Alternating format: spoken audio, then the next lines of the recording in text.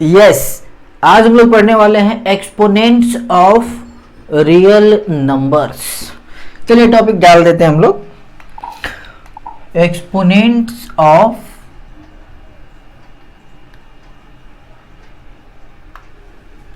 Real numbers. Real number तो हम लोग पढ़ चुके हैं, रियल नंबर का डिपार्टमेंट पूरा देख चुके हैं। अब हम आएंगे, एक नए तरीके का गणित है जिसका नाम है एक्सपोनेंट। मतलब एक्सपोनेंट वाला हिसाब किताब सब अलग होता है, नॉर्मल हिसाब किताब सब अलग होता है। आपको अभी समझ में आ जाएगा। तो एक्सपोनेंट्स ऑफ रियल नंबर्स, तो रियल नंबर्स तो जाना पहचाना नाम है, ऑफ भी जाना पहचाना नाम है, लेकिन ये एक नया नाम दिख रहा है जिसका नाम है एक्सपोनेंट। ये और भी कई नामों से जाना जाता है। इसी का नाम पावर भी कई बार होता है, इसी का नाम कई बार इंडेक्स भी होता है, या इंडेक्स का जो प्लूरल है वो इंडाइसेस है। तो इंडाइसेस, इसको हम मिटा देते हैं।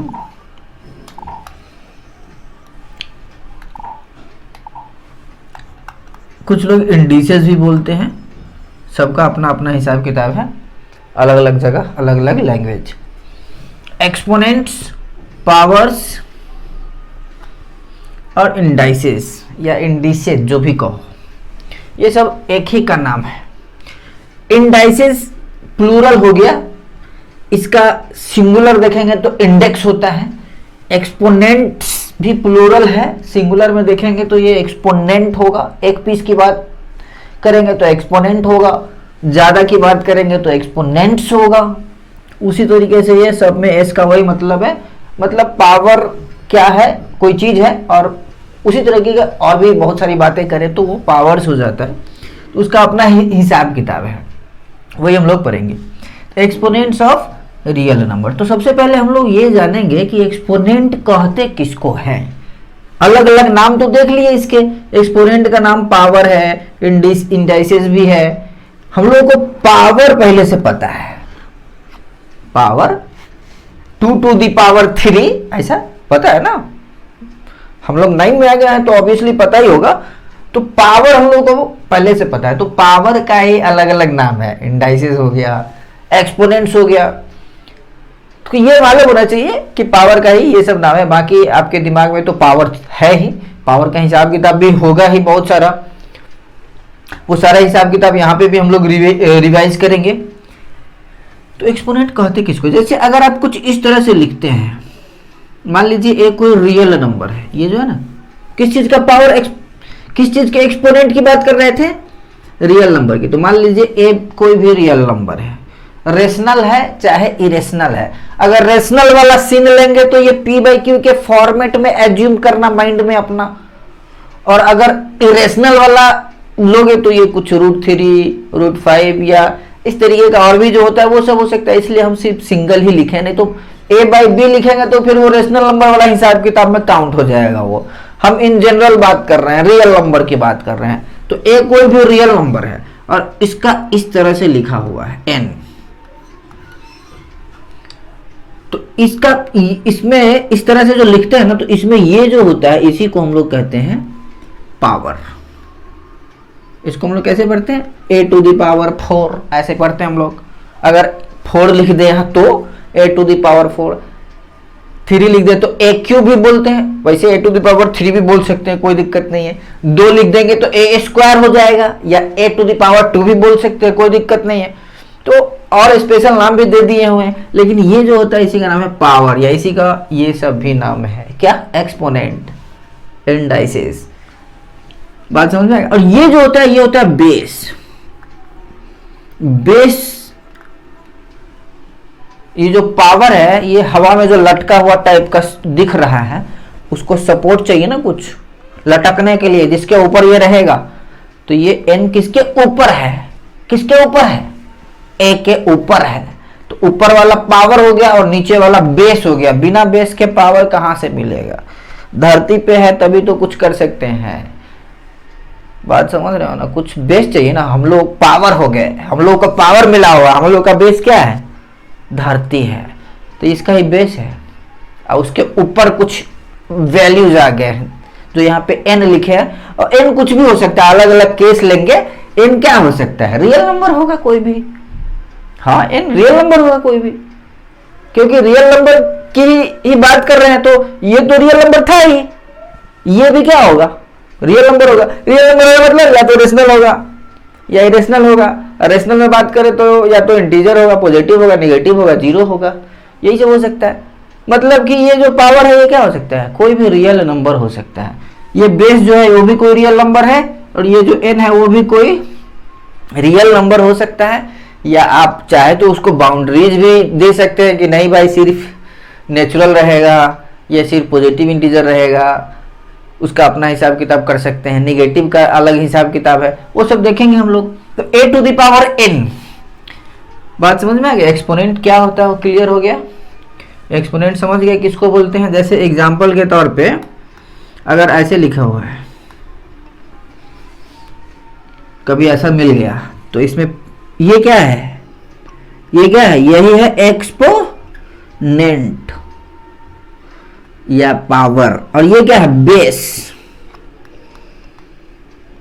इसको हम लोग पढ़ते हैं 2 टू द पावर 3। इसको कैसे पढ़ते हैं, a to the power n। अब जो भी यहां रहेगा उसका नाम आ जाएगा वहां पे। यहां पे ये वाला है, शुरू यहां से हुआ, लास्ट यहां पे हुआ। देखो शुरू यहां से हुआ, लास्ट यहाँ, शुरू a से हुआ, लास्ट n पे होगा। a to the power n इसको पढ़ते हैं हम लोग।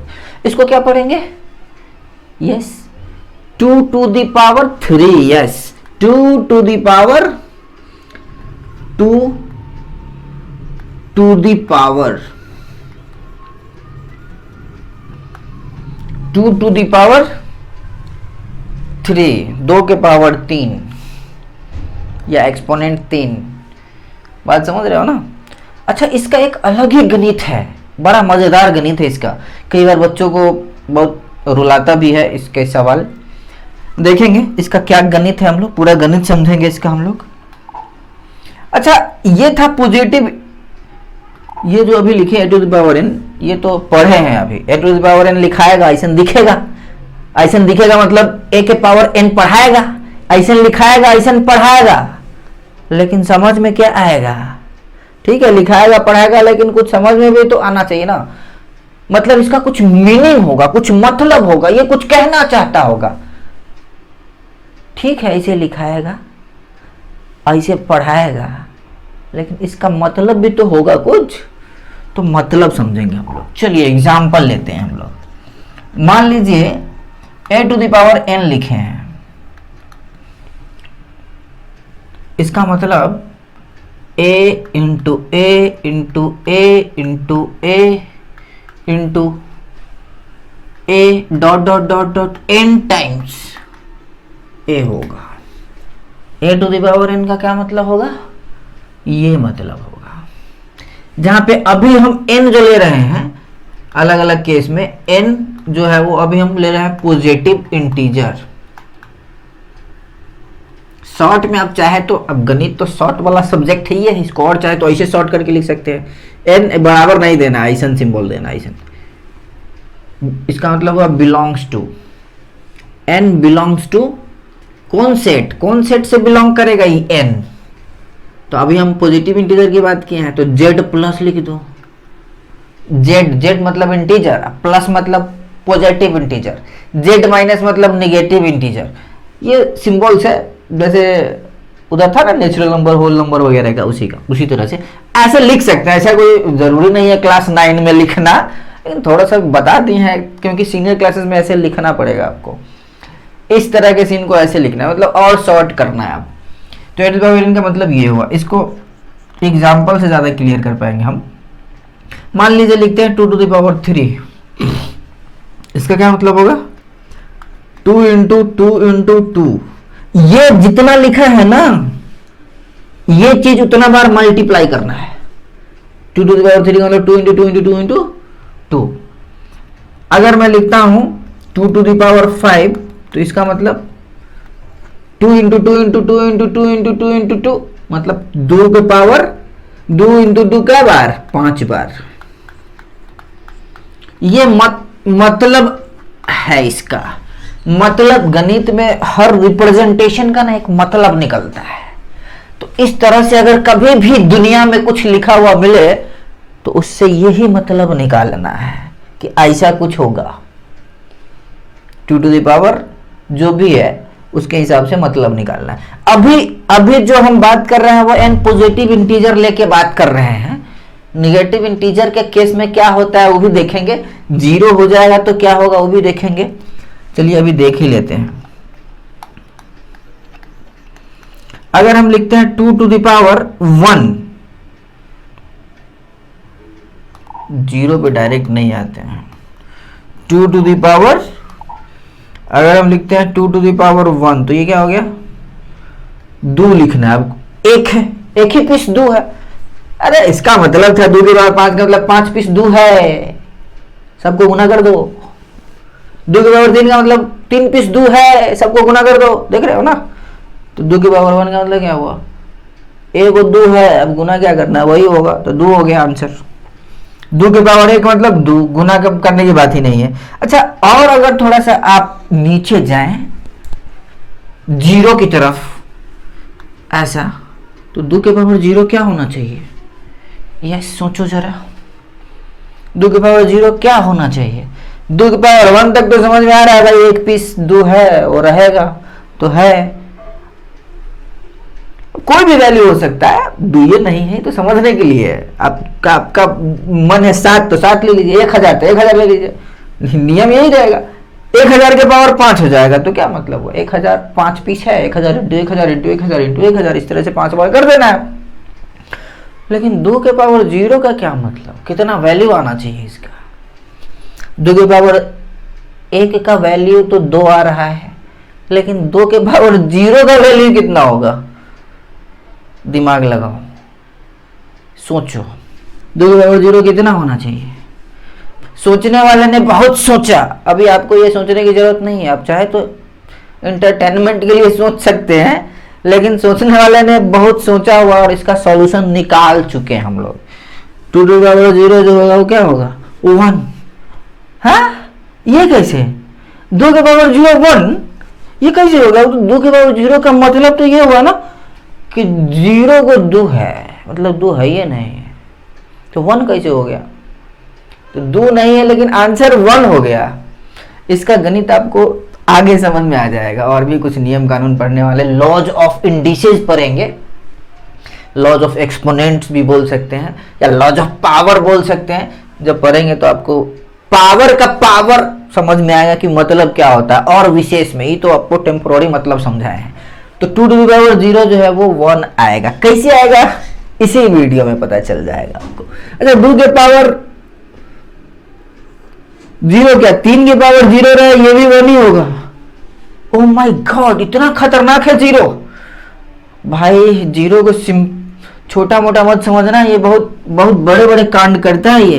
तो 3 के पावर 0 भी 1 ही होते हैं। 4 के पावर अगर 0 दे दे तब भी 1।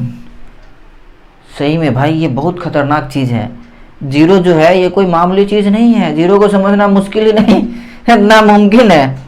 खैर, ये सब 0 होता है। कैसे आपको पता चल जाएगा, बने रहिए हमारे साथ। अगर हम निगेटिव पावर देते हैं, जैसे इस तरह का a टू द पावर, पहले क्या लिखे थे हम लोग? पहले लिखे थे n। मतलब इसको आप इस सेंस में ले सकते हैं, a to the power n जो अभी पहले पढ़े थे, जो a into a into a into a into n times किए थे, तो यहाँ पे n का यही मतलब था, n टाइम्स लिखे, अब डॉट डॉट कर दिए, क्योंकि अब n पता नहीं ना है कितना है, इसलिए डॉट डॉट कर दिए हैं। यहाँ पे पता था 3 तो 3 बार, 5 तो 5 बार। उसी तरीके से अगर माइनस में हो तो यहाँ पे इसको हम लोग ऐसे समझ सकते हैं, a के पावर n का मतलब था a into dot dot dot dot n times, क्योंकि a के पावर n है। a के पावर माइनस n का क्या मतलब होगा? ये सब मतलब डिफाइन किया जाता है कि देखो भाई ऐसा लिखेंगे इसका ये मतलब होगा, जैसे ऐसा लिखते थे तो उसका ये मतलब था, उसी तरह से ऐसा लिखेंगे तो इसका क्या मतलब होगा, ये सबके दिमाग में भरा गया है कि इसका मतलब ये होगा 1/a के पावर n। बात समझ रहे हो ना, ये समझा दिए और इसका भी इस्तेमाल हो रहा है। ये पैदा हो गया, अब इसका इस्तेमाल शुरू हो गया। देखो अब हम लोग इतना लंबा चौड़ा नहीं लिखेंगे, अभी इसके आगे और भी फॉर्मूला सब देखेंगे, उसमें अब ये शॉर्टकट चलेगा। अब a to the power minus n बराबर 1/a to the power n। अब a to the power n का मन है तो तुम ये लिख लो नीचे में, मतलब मन है तब, नहीं तो यहां तक भी छोड़ सकते हैं। ये भी एक सिंबल टाइप का बन गया है। a to the power minus n का मतलब 1/n। एग्जाम्पल से ज्यादा समझ में आएगा। अगर मैं लिखता हूं 2 टू द पावर -3, इसका क्या मतलब हुआ?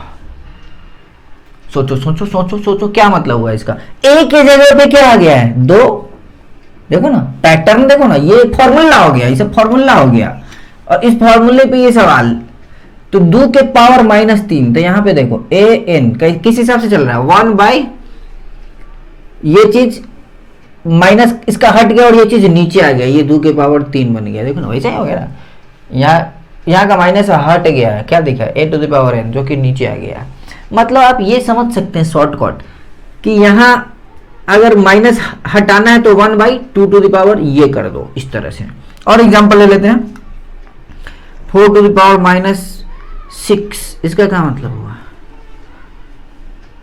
बच्चा सबको क्या दिक्कत है ना कि इसका मतलब ढंग से समझता नहीं है। कभी सवाल मिल जाए तो अब समझ में नहीं आ रहा है कि कौन नियम इसमें लगेगा और कौन नहीं लगेगा, तो मतलब मालूम होना चाहिए इसका क्या मतलब हुआ। कभी ऐसा दिख जाए तो ये मत समझना कि 4 - 6 -2 आंसर मार के चले आना है। हाँ, बहुत बच्चों को नहीं मालूम होगा तो यो कर लेगा वो।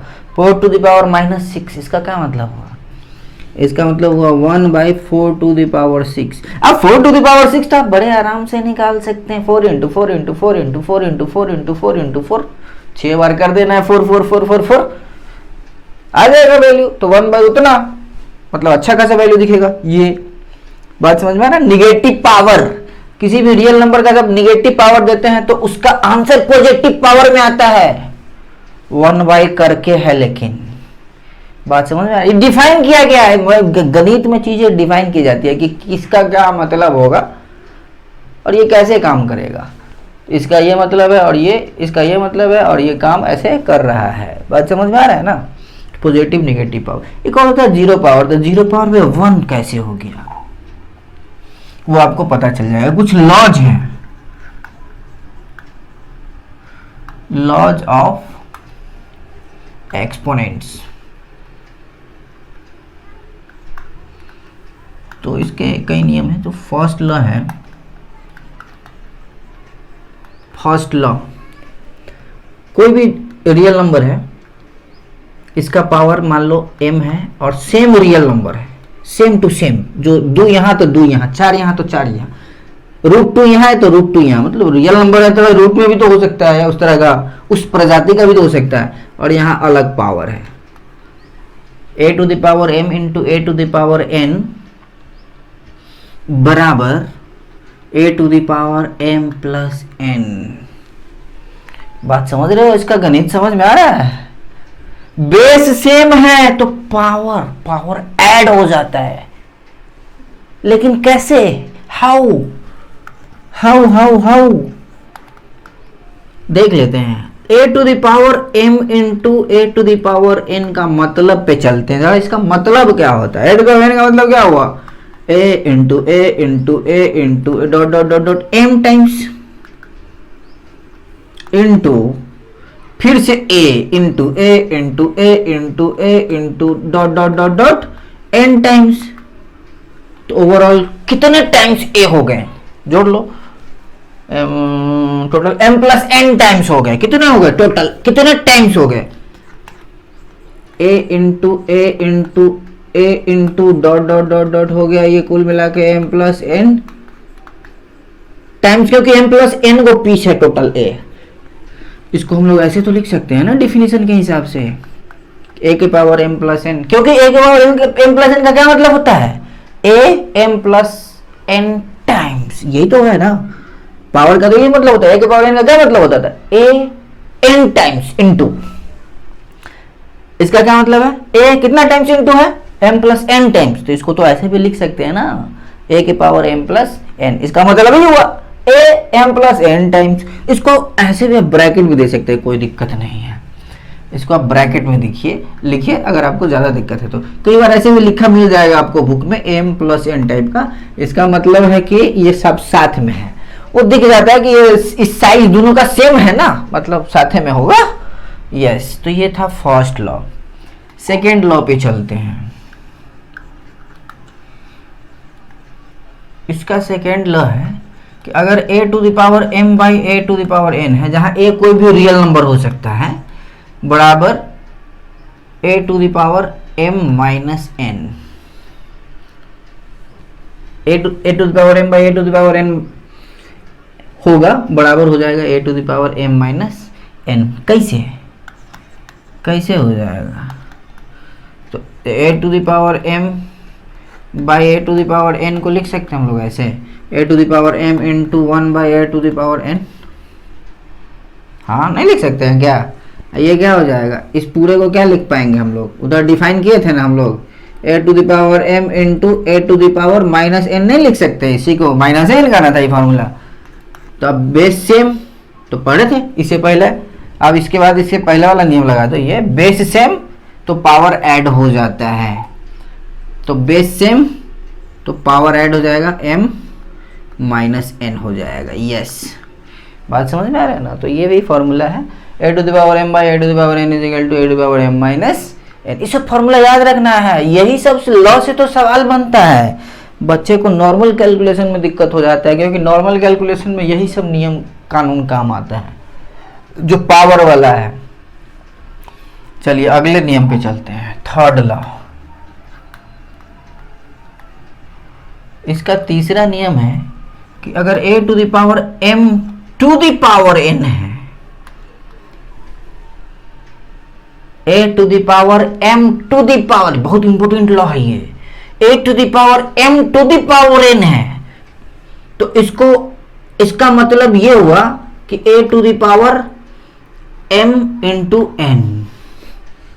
देख रहे हो, ब्रैकेट उड़ जा रहा है, ब्रैकेट गुना में कन्वर्ट हो जा रहा है। यहाँ पे ये उड़ के ये गुना बन गया, a to the power m पूरा एक साथ टू द पावर n, तो a to the power m n गुना हो गया, पावर पावर मल्टीप्लाई हो जाता है। इसको आप ये भी कह सकते हैं पावर्स ऑफ पावर हो, क्या है? पावर ऑफ पावर, मतलब पावर के पावर क्या होता है? पावर का पावर ही है, इस तरह का सीन हो तो ये मल्टीप्लाई हो जाता है।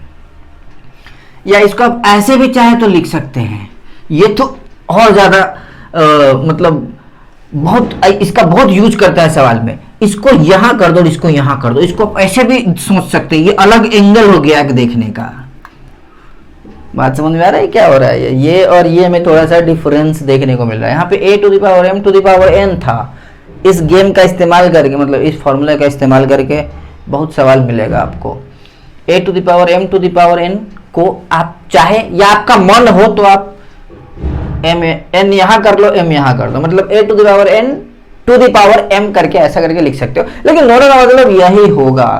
सॉल्यूशन फाइनल में यही आएगा, लेकिन रिप्रेजेंटेशन ऐसा और ऐसा दो हो सकता है, दोनों का मतलब सेम होगा। ये था आपका थर्ड लॉ। और उसके बाद है फोर्थ लॉ। अगर इस तरह से है, इसमें दो पार्ट है, A B to the power n है, मतलब कि दो बेस में दो पार्ट है, बेस एक पार्ट में नहीं है, दो पार्ट में से दोनों इनटू है और उसका पावर n है, तो ये पावर दोनों को मिल जाएगा, a to the power n into B to the power n। इस तरह से आप कर सकते हैं, ये पावर इसको भी मिलेगा, a to the power n into B to the power n के सेंस में चला जाएगा ये। और इसका दूसरा पार्ट है कि अगर a बाई बी, मतलब ये a इंटू बी है, समझो ऐसे समझो, a into B, A B भी लिखा रहेगा तो a इंटू बी के सेंस में ही आएगा वो, तो a इंटू बी के पावर n है, ये a बाई बी के पावर n है फोर्थ लॉ में, तो ये n इसको भी मिलेगा और ये n इसको भी मिलेगा, मतलब a to the power n by B to the power n। ये सब नियम कानून बड़े इंपॉर्टेंट नियम कानून है। ये जो चार गो लॉ है ना, ये बड़े काम का लॉ है, खासकर जब आप पावर्स के साथ डील कर रहे होते हैं तो बड़े काम का होता है ये। तो ये चार गो लॉज माइंड में रखना है। लॉज ऑफ इंडिसेस या लॉज ऑफ एक्सपोनेंट्स के नाम से ये पॉपुलर है। इसमें ये जो एम एन है वो कोई भी रियल नंबर हो सकता है। एम एन जो है वो कोई भी रियल नंबर हो सकता है। ए तो रियल नंबर था ही हर केस में। देखो ए तो रियल नंबर था ही। बात रही पावर की, पावर में जो भी चीज यूज कर रहे हैं वो किस कैटेगरी का हो सकता है? कुछ हो सकता है, एनी रियल नंबर जो मन करे ले लीजिए। कभी कभी कुछ इनडिटर्मिनेट फॉर्म्स बनते हैं, वो सब सीन खाली नहीं आना चाहिए, जैसे 0 टू द पावर 0 वाला सीन नहीं आना चाहिए।